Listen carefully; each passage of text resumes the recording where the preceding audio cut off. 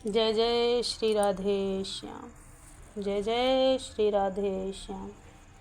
श्री राधा रानी का गाया गीत, भ्रमर गीत। जा रे भंवर जा, जाना मेरे पाँव को मत छू, ओह उसी ने भेजा है तुझे। हाँ मैं सब जानती हूँ, श्री राधा रानी उस भंवरे को देखकर बोल उठी थी।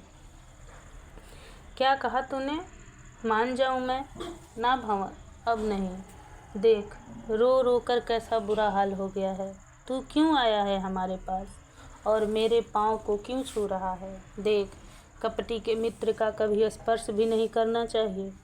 तो उसी का मित्र है ना, और उसी ने तुझे भेजा होगा। मैंने तुझे पहचान लिया है।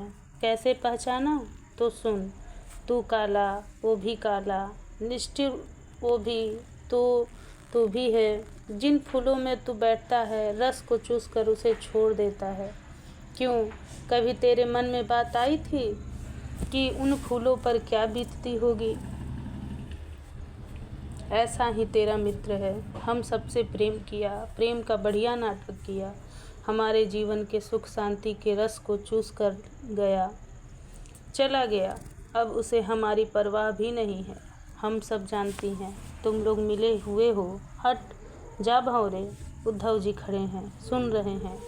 इस प्रेम की उच्च स्थिति का दर्शन कर रहे हैं, चकित हैं। श्री राधा रानी बातें कर रही थी उस भंवर से। श्री राधा का बात करना ही महाकाव्य बनकर प्रकट हो रहा था। अद्भुत। श्री राधा रानी के चरणों में सुगंध निकल रही थी। लाल लाल नख दिखाई दे रहे थे। उनकी ओर ही घूम रहा था वो भंवर। ध्येय यही चरण तो हैं, ध्यान करने के लिए इन चरणों के अलावा और है क्या? स्वयं पूर्ण ब्रह्मा श्री कृष्ण भी तो इन्हीं चरणों का ध्यान करते हैं। भंवरा मान नहीं रहा, बार बार श्री राधा रानी के चरणों की मधुरता, सौंदर्यता, सुगंध को पीना चाहता है, पर हट हट हट, श्री राधा रानी मुँह फेर देती हैं। पर ये भंवरा तो मानता ही नहीं है। नहीं मानेगी ये राधा, कह देना अपने मधुसूदन से। और हाँ, अब मैं कुछ कुछ समझ रही हूँ, कहीं तुझे मथुरा की नारियों ने तो नहीं भेजा है? हाँ, नागरियों ने ही तुझे भेजा है, और ये कहकर भेजा होगा कि जा श्री राधा के पाँव के रस को चूस कर उस पाँव को ही बेकार करके आ जा।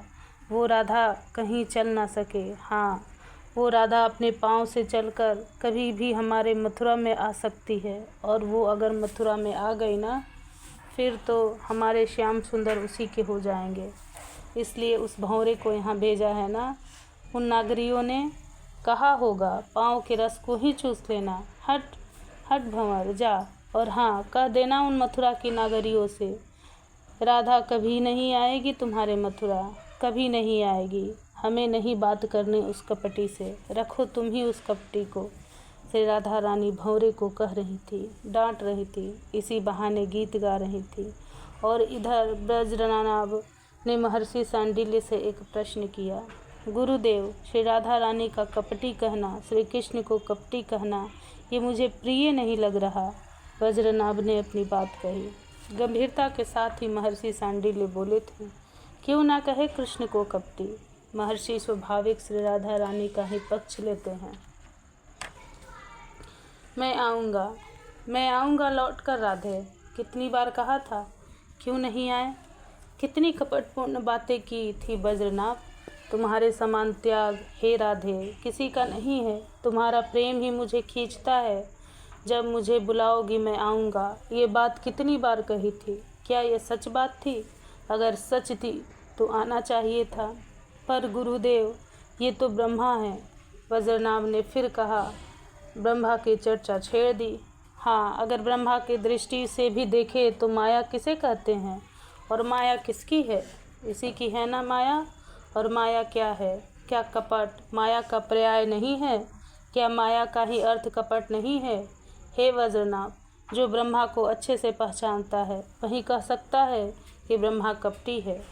ये बात महर्षि सांडिल्य ने कही। ब्रह्मा के इस साथ माया का कपट सदैव रहता ही है। क्या इस बात को कोई इनकार कर सकता है? वज्रनाभ, माया का अर्थ कृपा भी है और दंभ भी है। कृपा के रूप में माया का प्रभाव अपने भक्तों पर छोड़ते हैं और जो संसारी हैं, संसार में लिप्त हैं, उनके लिए दंभ रूपी माया का प्रयोग करते हैं। पर माया का अर्थ होता ही है कपट। क्या गलत कह रही हैं हमारी श्री राधा रानी? कृष्ण कपटी हैं? वज्रनाभ अब समझे थे। जो ज़्यादा ही करीबी होते हैं वो प्रेम से कुछ भी कह देते हैं। अति अपनत्व के कारण कहते हैं, अति आत्मीयता के कारण ये सब कहते हैं। प्रेम का प्रवाह तेज है, इसलिए श्री राधा रानी ये सब कह रही हैं।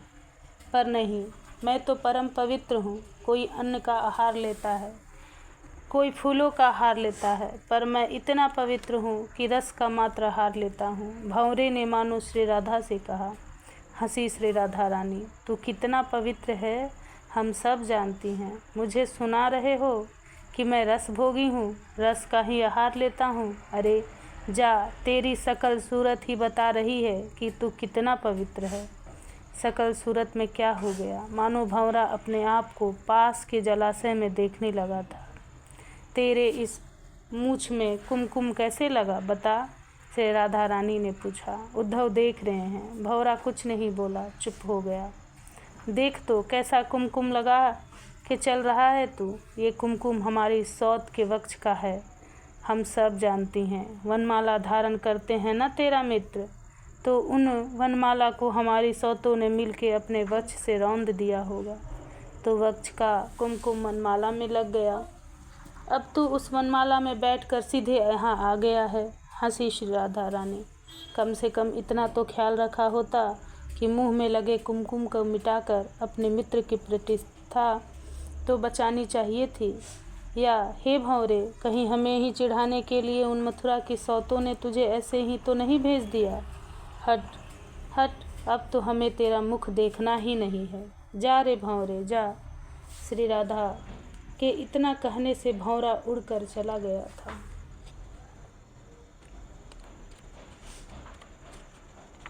जय जय श्री राधे श्याम, जय जय श्री राधे श्याम।